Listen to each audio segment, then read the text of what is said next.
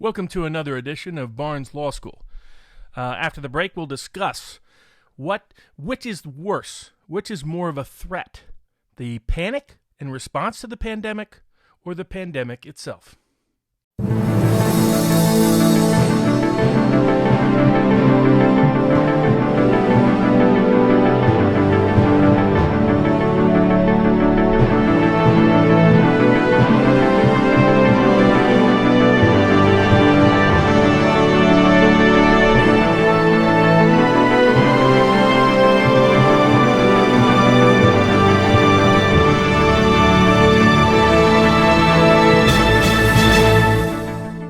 The press has pushed a panic about the pandemic related to the virus, and in response to it, many of our public officials, particularly at the state level, but also many around the world, have taken a sort of uniform response to it, which has been to entirely shut down large parts of our civil society and economy.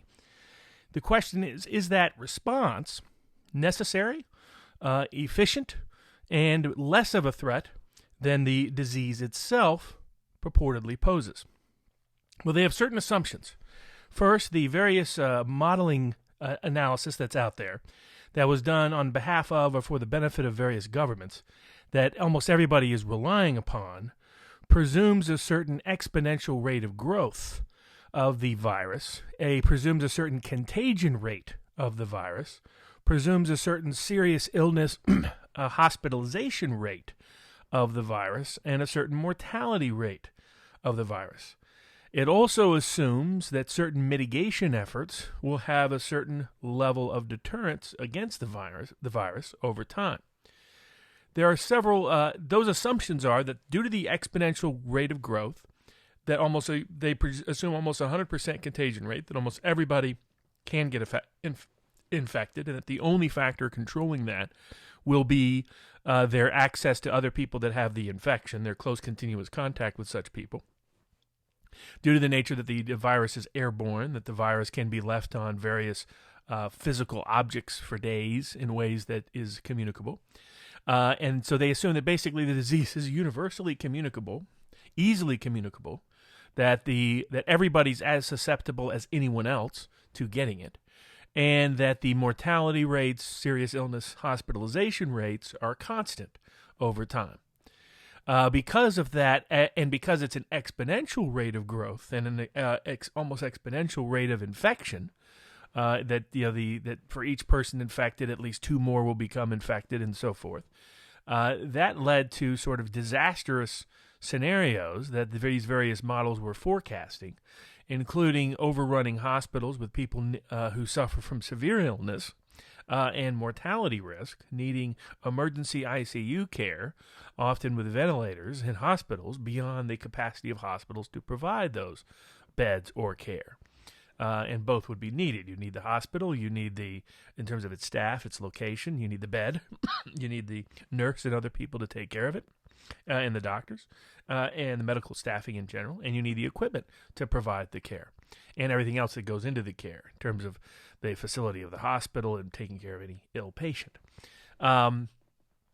So the assumption was this is an exponential disease that will rapidly spread, that's universally contagious, that everybody will get, and the net effect of it will be we're going to have these really high hospitalization rates and these really high mortality rates. The discussion early on was that it's going to be 30 to 40 times greater than the flu in terms of the mortality rate, the hospitalization rate, comparably way higher than the flu according to these models and estimates and projections. Based on that is what triggered the panic in response to the pandemic by the public officials. What has been the response? The response has been that the only identified mitigation techniques are to shut down the entire civil society for the most part and shut down almost the entire economy. Order people to stay at home, order people to be socially distant from others, order people to not interact or interface with others, order people to not provide a wide range of services to others, order people to not travel, basically kill the hospitality business, the transportation, large parts of the transportation business, large parts of the tourism business, large parts of restaurants and bars and clubs and concerts and any public gathering place, shut down schools and colleges. these extraordinary efforts to mitigate the purported risks from the disease. And so the question is this response, is this panic response less of a threat than the pandemic? Will it actually solve the problems posed by the pandemic? And are the modelers correct? Well, as a lawyer and as a trial lawyer, I tend to try to look at any case or any matter through the prism, through the filter, the frame of what a trial would be. What evidence could be presented? What cross and direct examination could occur? What arguments would be persuasive to an independent, impartial jury? And so in looking at it from this context, I also have a lot of experience, as a good trial lawyer will. You'll have a lot of experience dealing with experts. You do direct examination of experts. You do cross-examination of experts. You do arguments to judges and juries about the persuasive effectiveness of those experts. And in that process, you become a little bit of a mini expert in their field because you almost have to be in order to meaningfully cross-examine them, meaningfully propose their testimony in direct examination, meaningfully argue their persuasive qualities to a judge or jury. You also, in that process, learn that you shouldn't always defer to experts, that just being an expert doesn't mean they are the ultimate and only authority on any subject. Also, being an expert on, say, epidemiology doesn't necessarily make you an expert on statistics, doesn't necessarily make you an expert on human psychology, doesn't necessarily make you an expert on economics, doesn't necessarily make you an expert on human life. Not only that, often your knowledge is limited and constricted to book learning and doesn't have the wide range of life experience that often is critically informative in this context. Also, in the current academic context, many of our experts live in a consensus-driven culture that discourages dissent and dissuades independent iconoclastic opinions from being presented, which might explain, as Eric Weinstein and Peter Thiel and others have argued, the extraordinary decline in inventiveness over the last 40-plus years in the Western world coming out of the sciences or the academy, compared to what happened before them. Before them, they were solving diseases that had been around for centuries. Now that the best thing they can do is basically technology inventions, for the most part.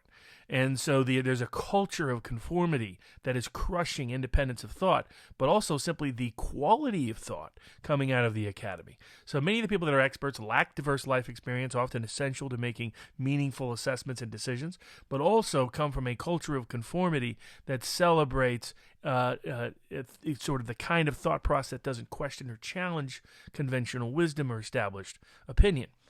And the net effect of which is to diminish inventiveness and often to increase the inaccuracy rate of these individuals. After all, it was our elites and so-called experts who extended the Cold War beyond that which was necessary, got us into one Iraq war and another Iraq war and an Afghanistan war, got us into the financial crisis of 2008, multiple successive credit problems. These same elites have not really had a track record that tell you should trust them, that you should put all your confidence in them, least of all panic the entire world into sinking the economy and crushing civil society for them. So that comes from another aspect, along with just having experience with expert witnesses, not to necessarily defer to them because they have a couple of letters after their last name. And in that context, I started looking at this as a way I would look at doing a cross-examination of some of these modelers if I was in a real-life trial. And what I found was that a lot of their arguments were very questionable, a lot of their assumptions deeply dubious, particularly the models of exponential, ceaseless growth. So, for example, what was striking right away is what you're looking at when you're trying to assess an expert's model is what information went into it. What was the input that produced the output? And in this context, what was extraordinary was there was a real lack of comparison to historical records.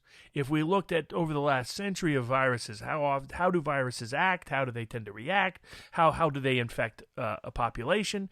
Do they reach an inflection point where they stop having the same infection rate success? You would think that anybody doing a model today would look at the history of epidemiology and incorporate some of what we know from past viruses.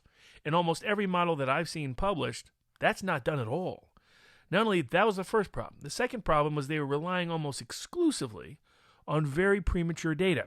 In other words, they were presuming that whatever happened in the first 30 days at a certain country or a certain location would keep happening forever, even though this assumption was a massive assumption and was actually contrary and ahistorical given the public record of past viruses that often have very different stages of susceptibility in the population, very different levels of contagion rate. Indeed, in the last century, no virus has really been successful, no dangerous virus has really been successful at infecting 70 to 80% or 100% of the population, like some of these models extraordinarily assume. Indeed, the other aspect was these models were not adjusting for changes in the data. They were not adjusting for different data from different places. They were just presuming that what happened here at this place at this time will definitely happen forever, forevermore, even when in that place at that time it didn't keep happening that way over the next 30 days. Indeed, a scientist out of Israel noted that in fact the China virus was changing in China, that in Wuhan, and that the models were wrong, and then he looked at it and he said, you know what I see? I see a declining rate of exponential expansion. That instead of it just going up like this, it was starting to go like that. And so he forecast that the virus in Wuhan would have no new deaths at the end of March. Well, it's turned out he's already right. By contrast, many of the other modeling experts were predicting that there would be tens of millions of deaths around the world by this point, or at least soon hereafter.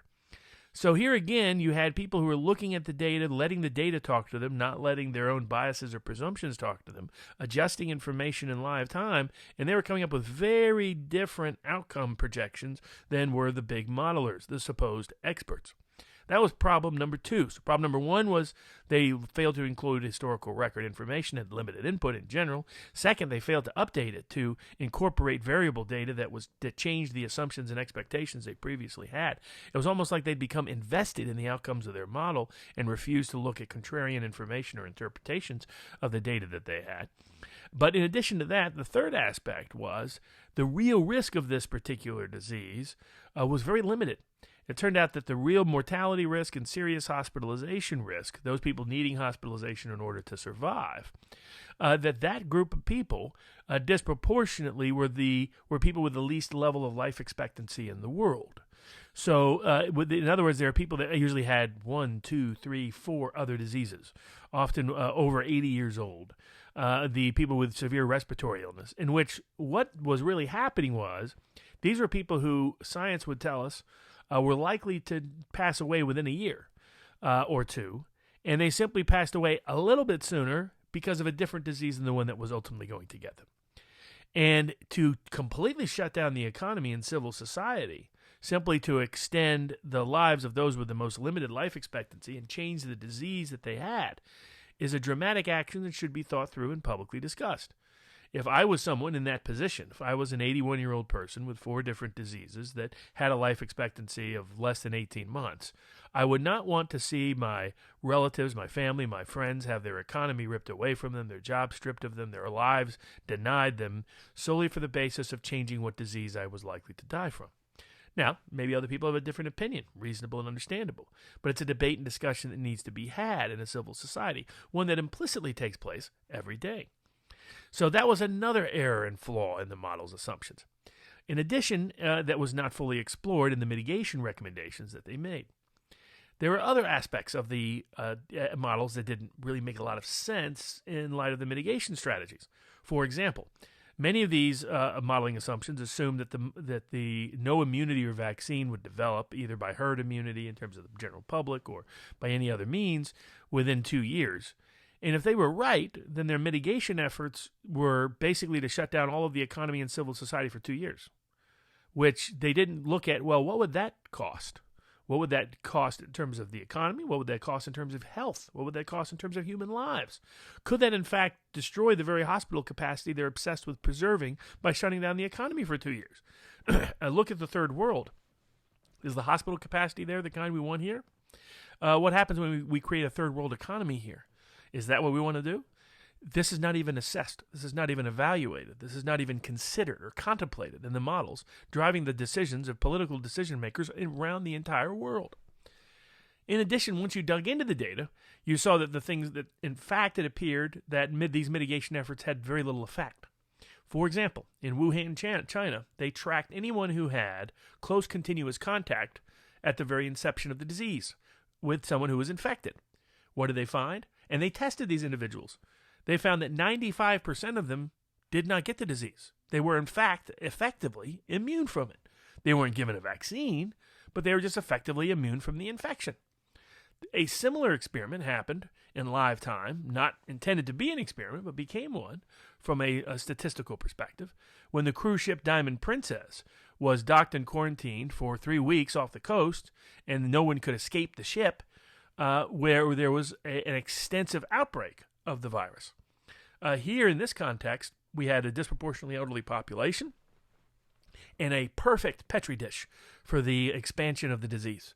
If the disease was truly exponential, pretty much everybody on the ship should get the disease within 3 weeks.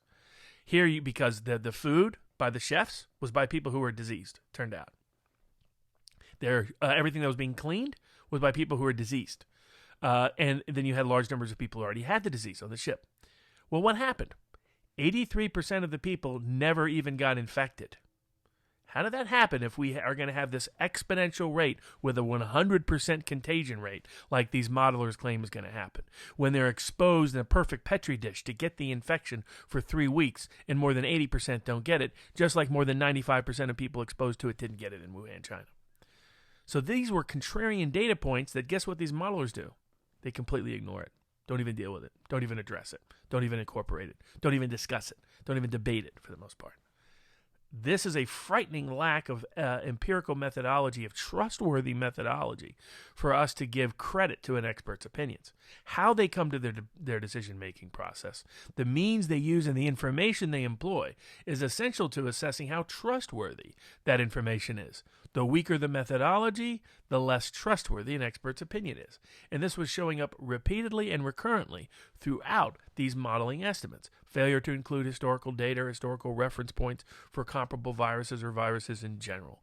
A failure to include and incorporate updated data as it changed. A failure to incorporate other examples and statistical examples that refuted statistically and otherwise the empirical assumptions of their projections. This was repeated, and a failure to even consider whether their mitigation efforts have collateral consequences. For example, imagine this is really like the old people say, the old saying that says, the best way to save this village is to burn it down. Because if we burn it down, the village can't be attacked. Now, we know that's terrible logic, but it's logic that's actually been employed at various times over human history in various contexts. That appears to be precisely what some of the logic was of the people pushing the mitigation efforts for the model. They assumed there'd be no side effects to shutting down the entire economy in terms of the mitigation effect on the disease or of public health. No side effect of shutting down civil society and isolating people in mass for days, weeks, months, maybe years over time, on what that has on the health effect and impact on the civil society or on the efforts to mitigate. For example, assuming that, if we lock everybody up, then we can extend the hospitalization over time, presumes that the economic and social effect of that lockup doesn't deter independently the ability to provide hospital care. Again, look at third world countries. How good are they able to provide various effective health care for the elderly? That's just not a practicable thing when you live in a society that lives day to day. And yet that's precisely the kind of society many of these modelers were requiring in order to solve the pandemic problem. They were creating a problem bigger than what they were proposing as a solution. The cure was worse than the disease. And this problem recurred and repeated in multiple other contexts. As you dug into the data, you found a lot of contrarian points that suggested that basically we were taking massive risk for the speculative possibility of a contagion, for the speculative possibility of these mitigating efforts even working, in order to basically just change the nature, what was listed on the as the cause of death for people who were already in a stage where they were not likely to live very long anyhow, no matter what we did. And so in that context, as another example of this, we are seeing some different approaches in terms of mitigation. So for example, if there was going to be this pandemic exponential growth rate, then we should have seen it spread throughout China. And while it would go down because of mitigation efforts, not just completely disappear. Yet by the end of March, that's pretty much what's happened in Wuhan. On top of that, we shouldn't see Singapore and South Korea and Hong Kong and Russia and other countries that have not employed any form of economic shutdown experience nowhere near the rate of growth of death and hospitalizations that these modelers were predicting and projecting. In the same manner, we shouldn't see Iran, a country that has refused to shut down its economy. It's shut down public gatherings for the most part, but that's almost it. Other than that, in terms of schools, colleges, things like that, they've shut down. Not anything with day-to-day life. And yet they are experiencing the same rate of growth to the same timetable as occurred in China. That should not happen if the modelers were right. You shouldn't have a country refuse to take the mitigation efforts that the modelers demand and achieve the same outcomes as if the people that had used the other mitigation techniques that were being recommended by the modelers. So you also are seeing very radically differences in data. You're seeing, for example, in Germany and Northern Europe, very low death rates, very low hospitalization rates amongst those tested. And here was where some of the propaganda points were spread. For example, one of the propaganda points was, this is 30 times more dangerous than the flu. I initially accepted that as just on face value, and then came across someone who pointed out that they were using different standards. That in fact, in the case of the virus, they were using the mortality rate amongst those with confirmed test for the virus. Whereas for the flu, they were using an estimated number of how many people they think got the flu, but not the same confirmed test ratio. If you look at the confirmed test ratio, the flu kills about 10% of the people that have a confirmed test for the flu, whereas this virus was killing far less than that, in some cases 10 times less than that, in some cases 20 times, 30 times less than that. So, and in the worst case scenario, at least double, twice as less as that. So this virus is 30 times more dangerous than the flu is not based on the same empirical data that they're trying to present it as. Equally, they would often present charts where you'd have data on this hand and one on this hand, and always magically, no matter which country you're looking at or which stat you're looking at, always exponential growth rate shown on those charts. You have to look close at the charts to realize they're changing the number on the left-hand side or on the bottom side.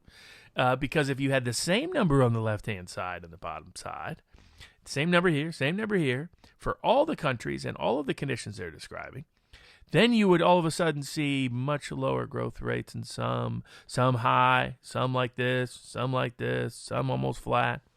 It would completely contradict the narrative they're pitching. So these deceptive techniques were misleading statistical analysis, misleading statistical reports, misleading statistical charts, was signs of a press trying to create a pandemic, trying to create a panic from a pandemic, where the panic from the pandemic is the real plague, compared to the one they're saying is going to be the plague. That sort of structured, erroneous analysis happened recurrently and repeatedly. In addition, there was a constant attempt to confuse people into believing that they needed to be tested even if they had no symptoms of the disease. We don't do this in any context. Not only that, the testing is expensive. So to use valuable limited resources to test people who are not in fact sick only creates problems in testing people who are sick and getting adequate, effective, quick treatment. Not only that, these kind of testing a novel virus that hasn't existed before until a month ago or 2 months ago, is always a little bit risky. And the more you test people who aren't sick, the way the statistics works, the higher likelihood you start getting false positives and false negatives, because you need something to compare it to. So you want to test people that clearly don't have it and those who do have it, but you don't want to be in a situation where you're testing tons of people who don't have it compared to those who do, because what that will do is it will distort the data and you'll start getting false positives and false negatives. They'll make the testing counterproductive. So none of this was being analyzed or considered. Instead, the press pitched exponential growth, massive death rate, massive hospitalization rate, massive serious illness rate, and you have to get tested now, and if everybody isn't tested, then it's going to be a disaster. And not only that, the mortality rate and the hospitalization rate, which they've already exaggerated and lied about, or projected based on pure speculation they really don't have empirical basis for, or ignored contrarian data about. Not only that, that's not going to stay the same as you increase the number of people tested. So, for example, each year, about 97% of the people are never tested for the flu, but they're believed to get the flu. 97% of the people the CDC believes get the flu are never tested for the flu. And so what that means is the estimated rate of people who get the flu and its mortality rate is much lower than if you use their confirmed basis. If you use the flu relationship test standard, then you would have shut down civil society and the economy based on what's happened now every single year for the last 20 years. So here's what's happened, because the ratio is about 10% of the people who test for the flu will die from the flu each year. But the actual rate is more like 0.1% because, again, almost 97% of people they estimate never test for the flu who get the flu. So you might have a whole bunch of people with the virus, and many of whom haven't been tested because they're not sick, because they're not in a hospital, because they're not dead, right? That consequently, as you test them, you'll increase the number of people who have infected, but you're not increasing the number of people in the hospital or the number of people who are dead just by testing more people. And yet the media was trying to pretend that it would be a flat rate. That, hey, the mortality rate is 3% amongst those with confirmed tests. So that means every person we additionally test suddenly has a 3% risk of death. That's not how statistics works. That's being deliberately dishonest and deliberately deceptive. If we did that in the context of the flu, we would create a fake panic suggesting that 10 times more people, 50 times more people, in this case, 97 times more people would die from the flu than are actually going to die from the flu. And so this is just bad analysis, misleading data. This has happened recurrently. And based on this misleading data, we have shut down the economy and shut down the civil society, or large parts of it, all around the world. What might that do? Well, just consider the health impact. Various studies have shown that unemployment can increase the death rate by 30 to 40. 1 point increase in unemployment can increase the number of deaths by 30 to 40,000 people. They're talking about a 10% increase in the unemployment rate in just the next 2 months. You're talking about 300,000 to 400,000 people. That is likely more. That is more than many of the people who have looked at this have said will actually die from this disease. And those are people with much longer life expectancy, for whom the social consequence of their death is far more impactful. You know, if your grandparent passes away, that's terrible and tragic. If your parent passes away when you're 5 years older, both of them do, that can have dramatic social consequences beyond its trauma and tragedy. So, and our society always understands that and accepts that and adjusts risk accordingly. It triages as necessary. And yet that's precisely what these modelers effectively were calling for that kind of trade-off. Let's kill off a bunch of 35-year-olds in exchange for the mere possibility of protecting the life of an 81-year-old who may be close to dead anyway. These are difficult policy choices to make, but they're ones the public should be informed about, not hidden from. In addition, through the part of the mitigation effects are it causes delays in the supply chain or complete interruptions in the supply chain, complete lack of certain services. Certain businesses never recover. You can't ever recover the time value of that contribution of labor. It is gone, and it is gone forever. And so the net effect of these things, not only that, you're talking about an economy that's very interdependent around the globe, that the financial system is dependent on huge amounts of cash in the overnight markets in Wall Street, the repo market in particular. When you have the Fed talking about putting up $1 trillion every day just to the repo market, you get a sense of how crazy this has become. So you're talking about the economy being projected at having a contraction rate of 24% after a first quarter decline of 6%. In the next 2 quarters, according to Goldman Sachs, that's a 30% decline in less than 4 months by the time frame they're looking at. 30% decline in 4 months. That hasn't happened in the history of keeping the stat. They're talking about unemployment in the double digits, which when you adjust for the unemployment statistical changes over time is equivalent to a 20 to 25% unemployment rate, which is what it was at the peak in the Great Depression. Those are the kind of numbers you're talking about. The idea that you can just bounce back from it overnight, we tried that.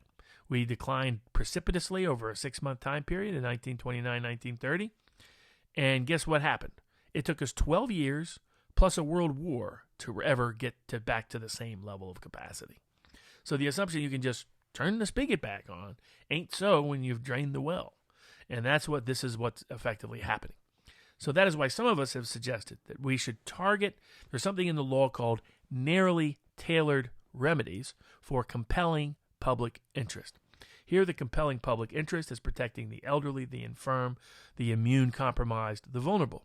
We can do so with narrowly tailored means targeting their protection. That's the population that should have been socially self-segregated. That's the population that needed to employ social distancing. That's the population we could take out of the economy and reimburse for with reasonable means and accommodations. That's the part of the civil society we needed to build more hospital capacity for. And that's the part of society we needed to focus on immunes and treatments for. Because they're the ones at risk of serious hospitalization. They're the ones at risk of death. They're the ones at risk of continued problems afterwards. And that's what we should have focused on, and not shut down kids' playgrounds, not shut down every school, not shut down every college, not shut down every restaurant, not shut down every business, not shut down almost all of civil society, not shut down almost all of our economy. We could have instead simply focused on that group of people, targeted remedies for that group of people. Let's build the additional hospital capacity. China did it within a week. We can do much better than China can. So we are fully capable. In fact, already happening all across the country. The media is not reporting on it much, but they're expanding. They're using soccer fields, football fields, empty buildings, empty hotels to build massive additional hospital capacity. We're bringing carriers, Navy carriers and Air Force carriers into the harbors of our major cities to provide additional capacity for hospitalization. So we're more than able and capable of doing that. We probably need to staff up in ways that are not necessarily easy, but we can do so as we've done so throughout every war and every conflict we've ever had in terms of adding nurses quickly and effectively. So that is possible to do. And we can focus on protecting the most vulnerable from the worst possible harm without imposing massive pain on the entire world, without sinking the entire economy, without sinking our civil society and segregating it and socially isolating it from the rest of the universe in the way that we're doing so. And we can do so in a way that avoids all of those collateral consequences. But our politicians are going to be scared by a combination of the press and the experts who say otherwise. And that's what got us World War I. That's what got us World War II. That's what got us the Great Depression in between World War I and World War II. It was the response to World War I that birthed Nazism, that birthed fascism, that birthed communism, that birthed governments that would kill hundreds of millions of people deliberately and intentionally, not need a disease or a famine to do so. So we should think twice before we sink all of civil society and destroy our economy, solely because a nerd in a hat has done a little back of the napkin math and thinks that that's what governs the rest of the world. So hopefully our politicians, people like President Trump and others, will operate on their instincts, second-guessing the opinions of these established experts, and not destroy our economy before it's too late. We can see. We can all do our own part, exercise reasonable social distancing and other forms of means of mitigating the spread of the virus, and just as importantly, reaching out to our public officials to have them reassess the current strategy they're on, to reemploy America and put America back to work while protecting the most vulnerable from the most serious harm. Thank you for this edition of Barnes Law School, and hope to see you again soon. Bye-bye.